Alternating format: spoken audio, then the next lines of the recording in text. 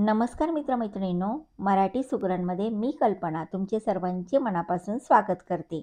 तर आज आपण दिवाळी स्पेशल छान अशी खुसखुशीत करंजी बनवूया. तर या ठिकाणी पहा, बनवलेल्या करंज्या तुम्हाला दाखवते. छान अशा खुसखुशीत झाल्यात, मस्त गुलाबी रंगावर तळलेल्या आहेत. अगदी 15 दिवस या करंज्या छान खुसखुशीत राहतात आणि खायला तर एकदम टेस्टी लागतात. तर अशा या खुसखुशीत करंज्या बनवायच्या कशा, त्यामुळं हा व्हिडिओ तुम्ही अगदी शेवटपर्यंत पहा. आणि तसं पण करंज्या बनवायचं म्हटलं की प्रत्येक गृहिणीला खूपच टेन्शन येतं की करंजीचं आवरण कडक झालं, करंजी तळल्यानंतर आतमध्ये पोकळ झाली किंवा लवकरच ती अशी मऊ पडली, ती जास्त तेलकट झाली, तर मग काय करायचं? तळताना करंजीमधला बाखूर तेलामध्ये बाहेर येतोय, तर आता काय करायचं? तर तुमच्या या सर्व प्रश्नांना उत्तर या व्हिडिओमधून मिळणार आहेत. तर चला, इतकी सुंदर आणि खुसखुशीत करंजी आपण बनवायला सुरुवात करूया. तर त्याआधी बनवलेली करंजी पहा, मी असं बोटानं तिचं आवरण दाखवते. छान असं खुसखुशीत झाले. बिलकुल करंजी ऑइली झालेली नाही आहे आणि अगदी 15 दिवस ठेवली तरी पण ही अशी मऊ लूज पडणार नाही आहे. तोडून दाखवते पहा, बाखूर अगदी काठोकाठ भरलेला आहे. गच्च बाखूर भरून ही करंजी बनवलेली आहे. तर चला, इतक्या सुंदर करंज्या आपण बनवायला सुरुवात करूया. तर सर्वात प्रथम करंजी बनवताना करंजीचं जे पीठ आहे ते आपल्याला कमीत कमी 2 ते 3 तास आधी मळून घ्यायचे. तर या परातीत मी 1 वाटी मैदा, 2-3 चिमूट मीठ घातले आणि पोहे खायच्या चमच्याने 2 चमचे बारीक रवा घातलाय. रवा बारीक घालायचा. रव्यामुळं करंजी छान खुसखुशीत बनते. अगदी 15 दिवस म्हटलं तरी तिचं आवरण मऊ पडत नाही. मस्त असं खुसखुशीत राहतं. त्यामुळं थोडासा बारीक रवा घालायचा. जाड रवा असेल तर मिक्सरला फिरून बारीक करून घ्या. आणि 2 चमचे म्हणजे पोहे खायच्या चमच्याने 2 चमचे थंड तुपाचं मोहन मी या मैद्याला चोळून घेतले. हे पहा. आणि मग आपल्याला हे करंजीचं पीठ कोमट पाण्यात मळून घ्यायचं आहे. तर मी ग्लासमध्ये कोमट पाणी घेतले. खूप कडक पाणी नाही घ्यायचं. कोमट पाण्यामध्ये पीठ मळल्यामुळं छान मुरल्या जातं, रवा पण भिजल्या जातो आणि करंजी मस्त अशी खुसखुशीत बनते. तर या ठिकाणी तुम्ही दुधामध्ये पण हे पीठ मळू शकता, परंतु दुधामध्ये हे पीठ मळलं तर मग करंजी 2 ते 3च दिवसात संपवावी लागते. जास्त दिवस आपल्याला हिला ठेवता येत नाही, ती खराब होते. त्यामुळे शक्यतो कोमट पाण्यात पीठ मळायचं. मध्यम असं पीठ मळून घेतले. खूप पातळही नाही, खूप घट्ट नाही. मध्यम मळलं म्हणजे रवा भिजला जातो आणि पीठ नंतर थोडंसं घट्ट बनतं. थोडासा तुपाचा हात लावलाय. आता या पिठाला आपण घट्ट झाकून ठेवूया. हे पहा, हवा लागली नाही पाहिजे आणि 2 ते 3 तासानं मग आपण करंजी बनवूया. तुम्ही एखाद्या डब्यात घालून ठेवा किंवा ओल्या कापडाखाली हे पीठ झाकून ठेवा. मस्त मऊसूद राहतं. आता तोपर्यंत आपण करंजीचा बाखूर बनवूया. तर मी गॅसवर कढई ठेवली. हे गावरान तूप घेतले वाटीमध्ये. तर 1 मोठा चमचा गावरान तूप घातले. तर सर्वात प्रथम आपल्याला बाखूरसाठी रवा भाजायचा आहे. तर या वाटीत पहा, मी 1 वाटी बारीक रवा घेतला आहे. तर बाखूर बनवताना शक्यतो बारीक रवा घ्यायचा, 0 नंबरचा. जर तुमचा रवा जाडसर असेल तर काही हरकत नाही, त्याला मिक्सरला थोडा फिरून बारीक करून घ्या.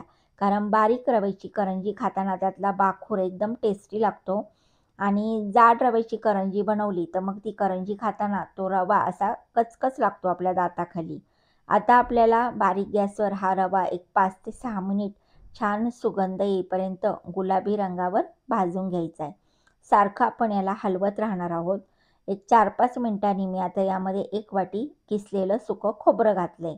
तर हा बाखूर आपण रवा आणि सुक्या खोबऱ्यापासून बनवतोय. दोन्हीचं प्रमाण मी सेम घेतलं आहे. तुम्ही हवं तर दोन्हीपैकी कमी जादा करू शकता. म्हणजे रवा कमी घेऊन खोबरं जादा घेऊ शकता किंवा खोबरं कमी करून रवा पण जादा घेऊ शकता. असं काही नाही. तर दोन्हीचं प्रमाण मी सेम घेतलं आहे. आता खोबरं पण रवा गरम असल्यामुळं 1-2 मिनिट मी याला हलवून घेते, म्हणजे छान रव्यासोबत भाजल्या जाईल. आता या छोट्या वाटीत मी काजू आणि बदाम याची मिक्सरला फिरून पावडर करून घेतली. तुम्ही हवं तर छोटे छोटे तुकडे पण काजू बदामचे घालू शकता, परंतु पावडर जर बनवली तर मग सारण छान असं मऊसूद बनतं. हे पहा, आता 1-2 मिनिट मी याला आणखीन भाजून घेतले. जवळजवळ 7 ते 8 मिनिट झालेत.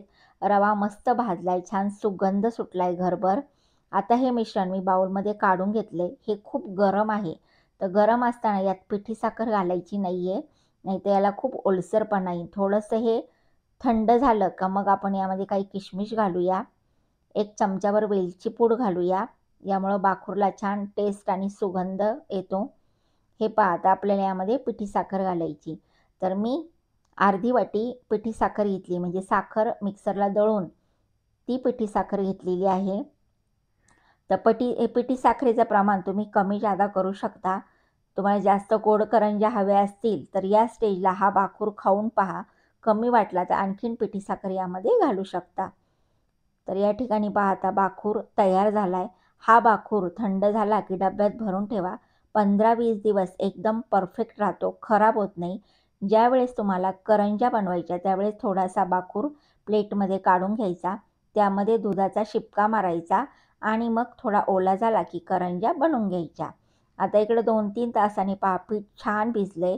यामधला रवा पण मस्त भिजलेला आहे आणि थोडंसं पहिल्यापेक्षा हे पीठ रवा भिजल्यामुळं घट्ट झाले. तर याला मळून आपण चांगलं मऊसूत करून घेतोय. तर चला आता आपण करंज्या बनवायला सुरुवात करूया. तर तुम्हाला करंज्या दुपारी बनवायच्या असल्या तर सकाळी सकाळी असं पीठ मळून तुम्ही डब्यामध्ये घालून ठेवा, म्हणजे छान भिजल्या जातं. आता पुरीच्या मापाचे आपण गोळे करून घेतलेत. या वाटीत मी कोरडा मैदा घेतला आहे. तर हे पहा, अशी लाटी बुडून कोरड्या मैद्यामध्ये आपल्याला हिला पुरीवाणी लाटून घ्यायचं. तर करंजीची लाटी खूप पातळ लाटायची नाही, खूप जाडसर लाटायची नाही, तर मध्यम लाटायची. कारण पातळ लाटली तर मग करंजी तेलामध्ये तुपात तळताना फुटू शकते आणि जाड लाटी लाटली तर करंजी खाताना चवदार लागत नाही. त्यामुळे थोडी मध्यम लाटायची. या वाटीत पाणी घेतले, कडेने मी पाण्याचं बोट लावले आणि मग आता आपण मध्यभागी बाखूर भरतोय. जेवढा बसेल तेवढा भरपूर बाखूर भरायचा आणि मग आता आपल्याला हिला असं दुमडून घ्यायचं. पाणी लावल्यामुळं हे दोन्ही टोकं एकमेकावर छान चिटकल्या जातात. हे पहा, अशा ह्या दोन्ही बाजू दाबून घ्यायच्या, म्हणजे व्यवस्थित चिटकतात आणि मग करंजी आपण तुपामध्ये किंवा तेलात तळतो त्यावेळेस हा बाखूर बाहेर येत नाही, करंजी फुटत नाही. काटेरी चमच्याने मी हिला कट करून घेते. तर तुम्ही सेम अशीच करंजी साच्यावर पण बनवू शकता. तर मला साच्याच्या करंज्या आवडत नाही, काटेरी चमच्याने छान करंजीला काटे सुटतात. त्यामुळं मी आता सर्व करंज्या अशाच बनवून घेतल्यात. एक 10-12 करंज्या तयार झाल्यात. इकडं करंजी तळायला मी तूप गरम करायला ठेवलं होतं.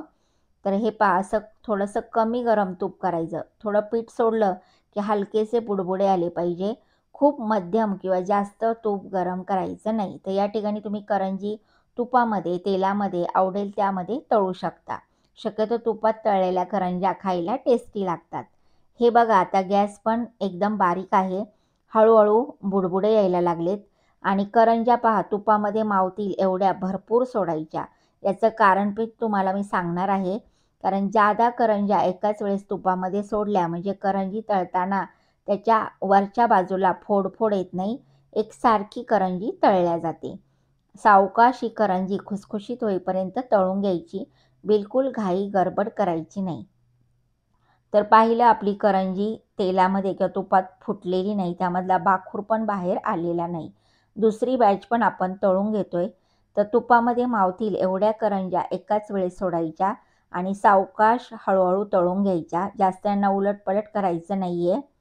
1-2 वेळेस उलटपलट केलं की मस्त तळल्या जातात आणि करंजी तळली की छान तिचा असा सोनेरी रंग येतो, सुगंध पण येतो. आता ही करंजी तळून तयार आहे.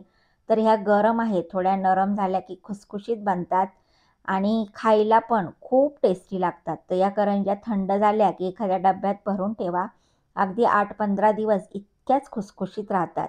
आणि पहा, करंजी जवळून दाखवते, हिचं आवरण पहा किती खुसखुशीत झाले, बिलकुल कडक झालेली नाही आहे. जणू काही ओठानी खावा अशी ही करंजी बनलेली आहे.